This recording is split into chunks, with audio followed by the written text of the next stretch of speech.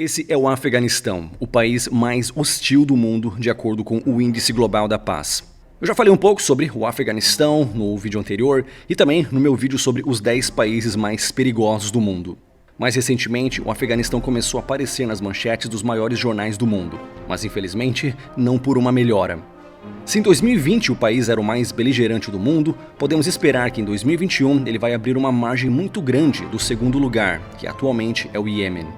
No vídeo anterior eu falei sobre a possível crise humanitária que vai acompanhar essa tragédia do Afeganistão. E nesse vídeo eu gostaria de abordar 3 questões. Primeiro, a geografia do Afeganistão. Depois vamos falar sobre a história do país para entender como o país chegou nesse estágio de estado falido e país mais beligerante do mundo. E por último, falaremos sobre a suposta legitimidade do Talibã. Será que o Talibã é um governo legítimo? Ok, a China reconhece o Talibã, mas será que outros países, incluindo o Brasil, também deveriam reconhecê-lo? O que torna um Estado legítimo de fato? Descubra tudo isso e mais aqui nesse vídeo. Esse é o canal Rafael Scapella e certamente esse é mais um vídeo meu que será desmonetizado pelo YouTube. E sem contar que mais uma vez eu serei xingado pela esquerda e pela direita. Bem, com um vídeo assim fica difícil atrair patrocinadores, né? Então eu mesmo vou me patrocinar com o nosso curso Profissão Nômade. Dessa forma, o canal ganha dinheiro ensinando você a ganhar dinheiro também, trabalhando online como eu já venho fazendo desde 2015. Visite nosso site profissãonomade.com.br, mais detalhes no final do vídeo. Bem, vamos falar um pouco sobre a geografia e a história do Afeganistão. O Afeganistão é um país no meio da Ásia, fazendo fronteira com 6 ou 7 países. Isso acontece por causa da região de Jammu Kashmir, que é disputada entre a Índia e o Paquistão. Se você a considerar como parte da Índia, então são 7 países que fazem fronteira com o Afeganistão, enquanto que se você considerar a região como parte do Paquistão, o número correto seriam 6 países fronteiriços. O país abriga uma variedade de cenários, mas em sua maioria é um país montanhoso, com a cadeia de montanhas Hindu Kush se estendendo do nordeste até o centro do país. Na verdade, a neve que se acumula nessas montanhas, quando derrete, abastece vários rios que cruzam o país.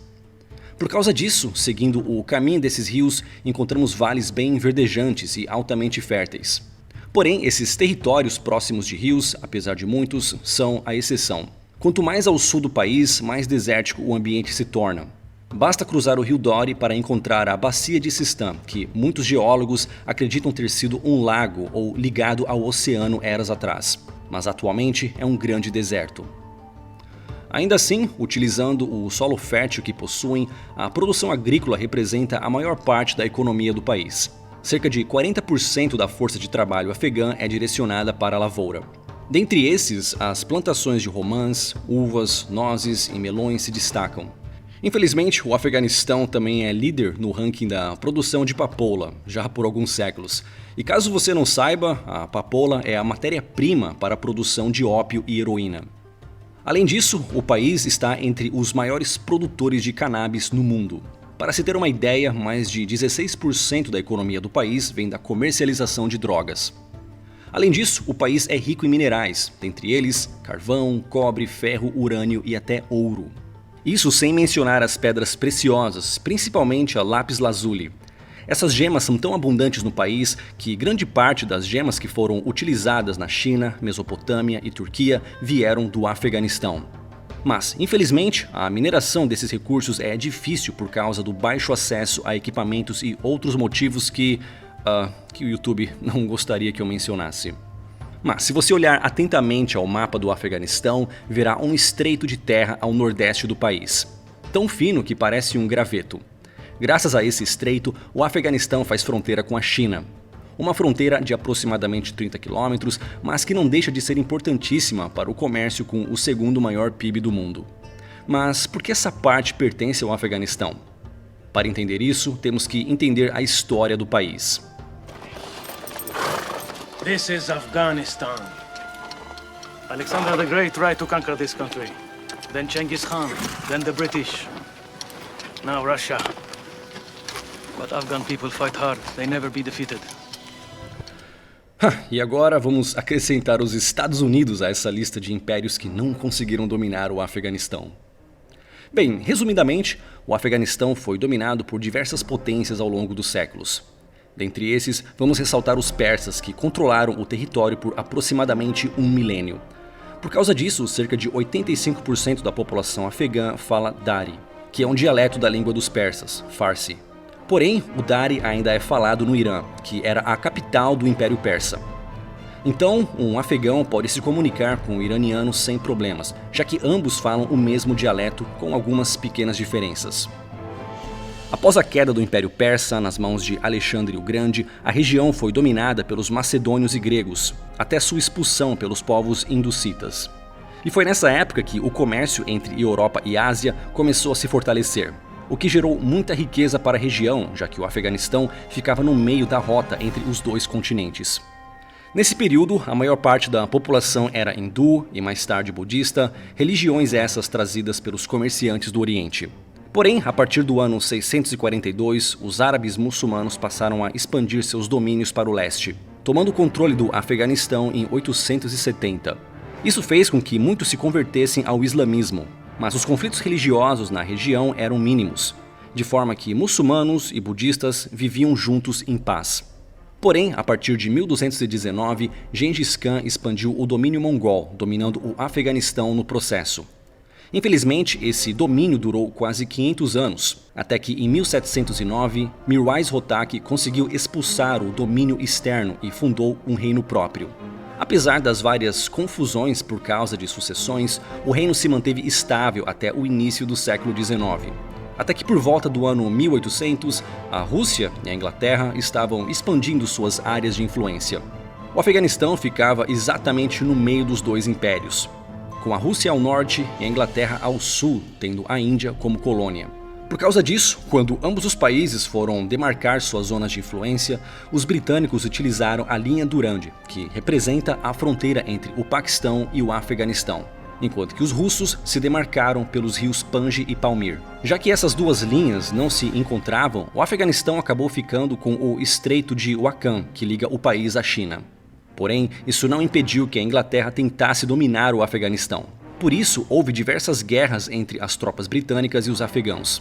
Mas, diante do desgaste da Primeira Guerra, a Inglaterra reconheceu o Afeganistão como um estado independente em 1919.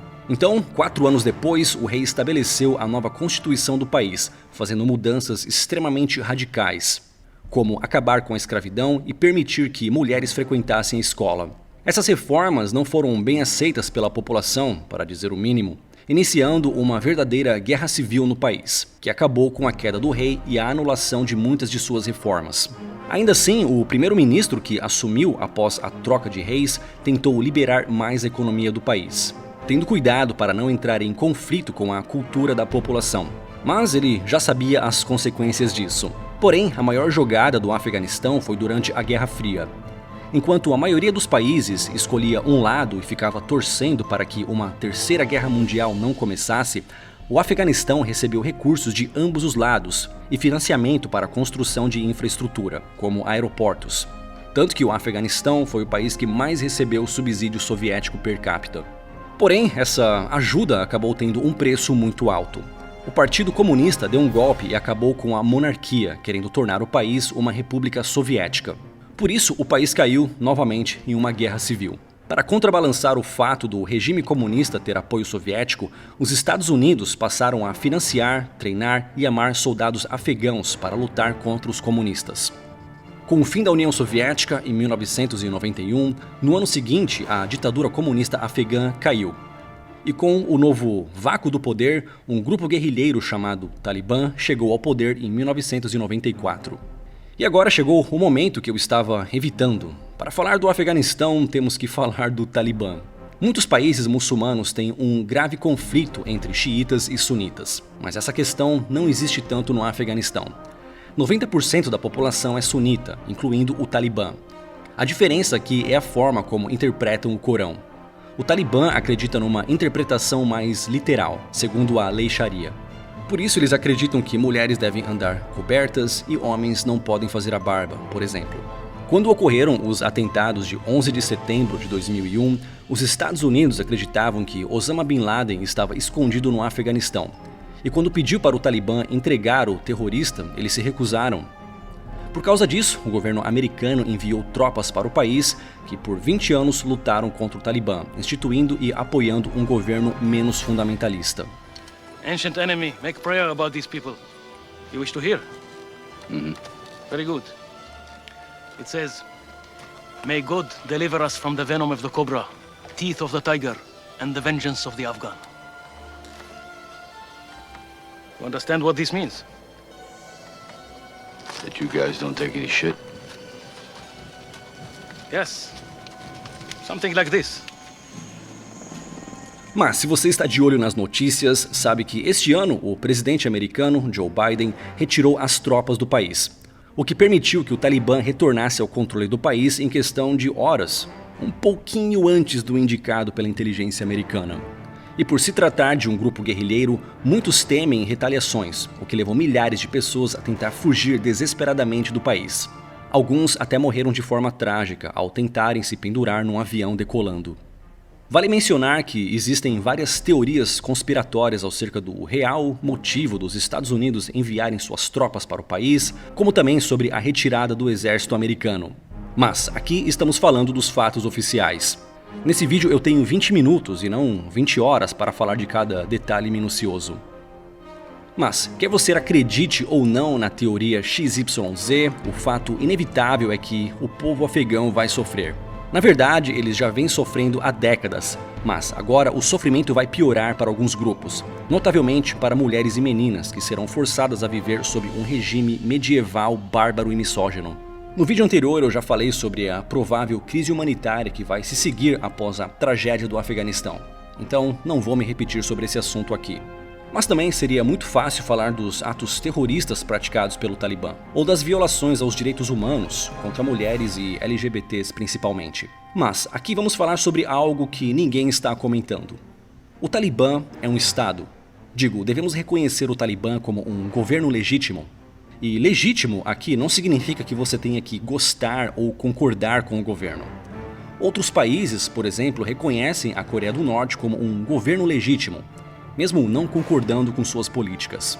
Para entendermos isso, primeiro temos que falar sobre o que faz um certo grupo de pessoas um governo. Vamos começar pelos argumentos mais fracos. Alguns dizem que o que dá legitimidade a um país é o reconhecimento internacional. Isso não faz sentido porque, se um país depende do reconhecimento de outros, então como o primeiro país se legitimou?